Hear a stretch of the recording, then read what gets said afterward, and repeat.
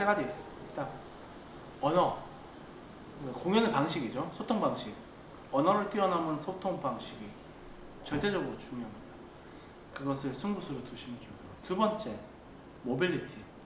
기동성 있게 가십시오. 적은 인원과 적은 화물과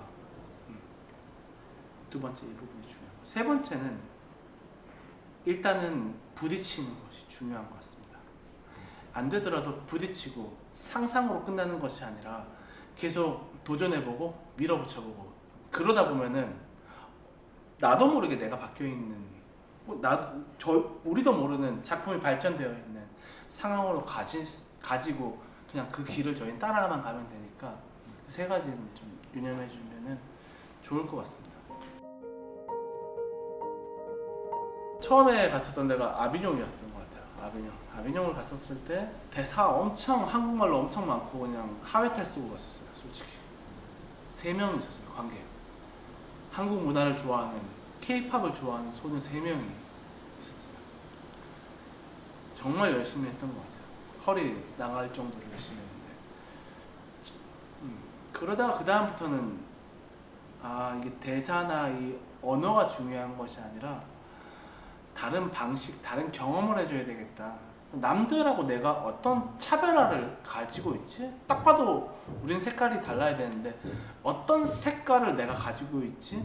라는 것을 포인트를 계속 고민하게 됐던 순간이 가장 첫 번째로 해외 시장이 성공적으로 조금은 더 이동했던 것 같아요. 그 부분은 절대적으로 필요한 것 같습니다. 거기에서 내 작품을 테스트하고 다른 작품들과 함께 비교해보면서, 혹은 뭐 저뿐만 아니라 제가 여기를 가고 싶다, 야 우리의 목표는 저 시장이야 라고 아무리 말을 100번 해보는 것보다 거기 가서 하루 공연해보면은 그냥 뭐 조직의 목표와 비전은 말을 안 해도 생길 수밖에 없는 것 같아요. 네. 사실은 같이 함께 동기부여와 여러 가지 비전 잡는 데는 최고의 자리인 것 같아요. 그리고 그날 피드백들, 기사 리뷰들, 별점들, 혹은 어떤 관계자들의 어떤 피드백이라든지 이런 부분들은 명확하니까 오히려 내 작품이 가능성이 있는지 없는지도 확실하게 볼 수 있는 자리인 것 같아요. 근데 거기에서 뭐 내 작품이 정말로 해서 뭐 부와 명예를 줄 수 있는 자리까지 가는 단계는 아닌 것 같아요. 거기서는 또다시 그건 또다시 뭐 또 다른 시장에서, 다른 아트 마켓에서 그 영역을 좀 더 꼽혀야 되는 것 같고요. 내 작품을 증명하고 시도해보고 실험해볼 수 있는 곳은 가장 적기인 것 같아요. 저도 2015년도에 2015년 1월에 처음 IPA를 갔었고 그 뒤로도 계속 줄곧 참여를 하고 있는데, 아무래도 한번 IPA에 가서 공연을 하고 공식 쇼케이스, 뭐 스파트라이트라든지 아니면 다른 그냥 부분 쇼케이스가 아니라 오피셜 쇼케이스로 선정이 된다면은 그게 꼭 한 300명, 400명, 500명, 600명 정도 되는 관객이 실제로 관계자들이 제 작품 보는 거거든요. 코스 안에서 확실하게 피드백들이 있고 결과물로 해서 부킹이라든지 이런 것들은 바로 이루어지니까 저한테는 가장 효율적이고 가장 좋은 아트 맡기셨던 것 같아요. 해외 진출이라는 부분은 분명히 예를 들어서 저희가 뉴욕이라는 카네기홀에 가서 정말, 아니면 링컨 센터에 가서 공연을 하는데 뭐 1억이라 10만 달러를 받았어. 그리고 아티스트들, 기술 스태프들, 아니면 렌탈비 뭐 5천만 원, 3천만 원, 1천만 원씩 냈다. 그리고 숙박비랑 항공료 하니까 이거 뭐야 50만 원밖에 안 남았네. 이렇게 볼 수 있는 곳은 아닌 것 같아요. 공연이라든지 이 컨텐츠는 그 컨텐츠의 어떤 힘을 뒷받침시킬 수 있는 어떤 또 다른 것들이 필요하다고 저는 생각을 해요. 부가가치들이 필요하다고 생각해요. 그 명품, 에르메스, 구찌, 뭐 루이비통, 그냥 그 제품의 질과 그 가격이 동일한 건 아니잖아요. 그럼 예술가들은 정말 좋은 극장에서 정말 좋은 페스티벌과 어떤 플랫폼에서 공연을 하기 위해서 노력을 하고 계속 그러면서 자기 몸값들 또한도 높여야 된다고 생각을 해요.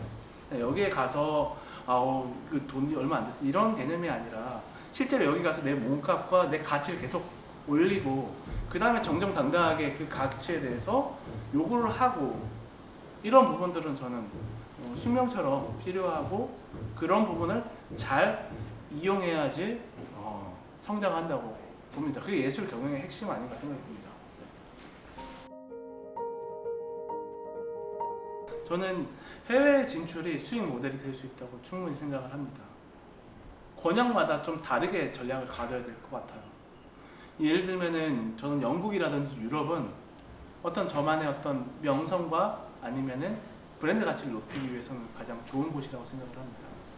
미국 같은 경우는 투어 시스템을 통해서 어떤 에이전시와 투어 시스템들을 통해서 1년에 상당 부분의 수익 창출을 할 수 있을 거라고 생각을 해요. 그렇게 하고들 있고요.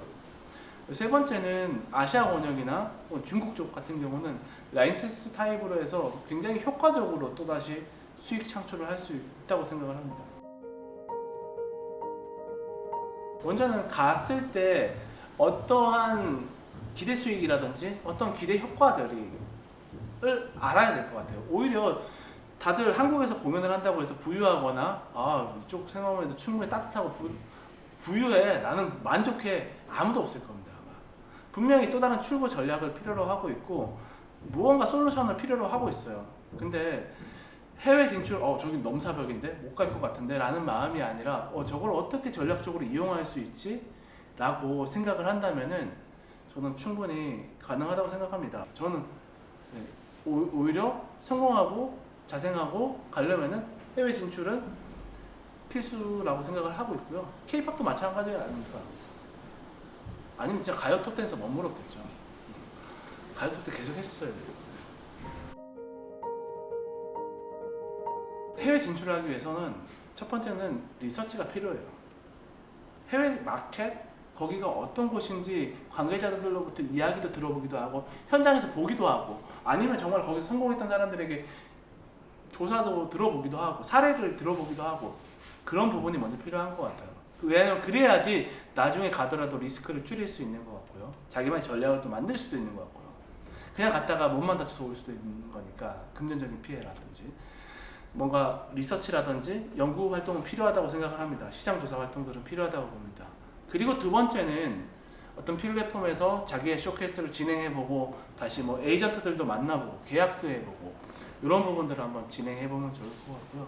그다음 3차적으로는 이제 진짜로 투어링을 하면서 어떤 여비라든지 아니면은 화물비라든지 항공비라든지 이런 부분에 대한 지원들이 좀 법률 검토라든지 라이센스 경우에서는 상표권 혹은 저작권 이런 부분에서 좀 더 보호받을 수 있는 어떤 그런 지원 사업들이 마지막으로 필요한 것 같아요. 단계마다 좀 지원 사업들은 좀 더 다양하게 다를 수 있을 것 같습니다.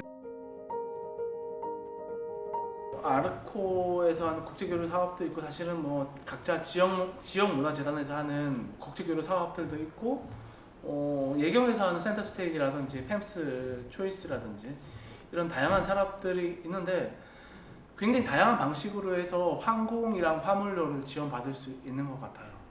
예. 국내는 현재는 저희가 직접 대관을 해서 기획을 하고 하는 어떤 이제 시즌 기획 공연들이 있고요. 그런 공연들은 이제 한 번 하면 60회에서 80회 정도 해서 중국장 이상의 극장에서 공연을 합니다. 그렇게 해서 하는 부분들이 있고 두 번째는 이제 지원 사업들이나 이런 것들을 통해서 뭔가 신작이라든지 이런 것들을 한번 연구 개발하는 사업들도 이렇게 또 있고요. 해외 사업의 좀 비율은 한 30%에서 30% 이렇게 되는 것 같아요. 저희가 이렇게 좀 보면은요. 지금 현재로는 좀 집중하고 있는 부분이 중국의 라이센스 사업들을 하고 있는데 언택트로 하고 있죠. 그래서 저희가 예를 들면 공연에 대해서 A라는 공연을 좀 한 10개로 쪼개가지고 사용 설명서처럼 이 장면을 어떻게 만들면 된다라는 어떤 튜토리얼 영상들을 다 만들어요. 그리고 중국에다 이렇게 보내주고 다시 그 친구들이 만든 공연을 영상을 다시 한국어로 해서 받고 다시 피드백 해주고 이런 과정을 통해서 하나의 공연까지도 만들어지는데 극장에서요. 근데 그게 좀 잘 돼서 저희가 좀 최근에 중국에서 좀 성황리에 두들팝이라는 공연이 전성 매진하고 현재 한 20개 도시에서 지금 올해 상반기에만 좀 잡혀져 있어요. 그리고 그 작품뿐만이 아니라 뭐 다른 작품들 또한도 지금 같이 이제 2차, 3차, 4차 이제 작품 제작을 하고 있는데 그런 부분들이 좀 수입적인 부분에서는 굉장히 많은 도움들과 공연을 만들 때 전략적인 측면에서 좀 많이 도움을 받는 것 같아요. 네. 그런 부분이 좀 중요한 것 같아요. 예를 들면은 저는 미국 같은 경우는 에이전트를, 그러니까 저 혼자 모든 권역, 저희 안에도 국제교류 팀들이 있긴 하지만 전 세계를 상대할 수 없어요. 예를 들면은 미국에 있는 서커스 팀이 한국에 있는 어디 지방을 강원도권, 전라도권을 뚫을 수 있을까요? 불가능해요. 그렇다면은 정말 믿을만하고 좋은 네트워크를 가진 신뢰성이 강한 에이전트를 만나는 게 굉장히 중요하다고 생각을 합니다. 중국 같은 경우도 저희가 직접 공연을 하는 건 굉장히 어려워요. 문화적인 차이도 있고 한알령이라는 어떤 국가에서 이렇게 좀 장벽도 있고, 그럴 때 좀 중국은 제가 봤던 거는 공연을 똑같이 저희처럼 수행할 수 있는데 정말 믿을 만한 회사, 공연사를 찾는 게 굉장한 저의 포인트였어요. 그래서 계속 단체들을 만나보고 미팅해보고 이야기를 들어보고 어떤 거기서 나오는 분위기라든지 애티튜드들을 보면서 진실성들을 좀 많이 보려고 했던 것 같아요. 그리고 사실 미국 같은 경우는 기본적으로 어떤 이쪽에 대한 시장 형성이 되어 있기 때문에 저한테 중요했던 거는 저희 같은 외국 팀들을 에이전트하고 있는 회사인데 얼마나 이 회사가 많은 퍼포먼스들, 성과를 냈는지를 더 가장 중요하게 봤어요. 그래서 한 작품당 보고 투어 스케줄들을 쭉 뽑아놓은 데이터들을 보면서 아, 여기는 한 작품을 1년에 23개 도시까지 가게 하네? 여기는 35개까지 하는데 여긴 10몇 개밖에 못하네? 이런 것들을 좀 수치로서 좀 봤던 것 같아요. 그래서 같은 한 작품이라도 좋은 극장 혹은 좋은 퍼포먼스를 낼 수 있는 회사와 계약을 맺기 위해서 좀 많이 노력을 했던 것 같습니다. 그러니까 저 혼자 할 수 없으니까 정말 좋은 파트너를 만나자라는 목적성이 굉장히 중요하다고 생각을 합니다. 그러면은 정말로 많은 시간을 줄일 수 있고 돌아갈 수 있는 거를 직진으로 갈 수 있다고 생각을 합니다. 첫 번째는 중국 같은 경우는 제가 아트마켓에서 부스를 합니다.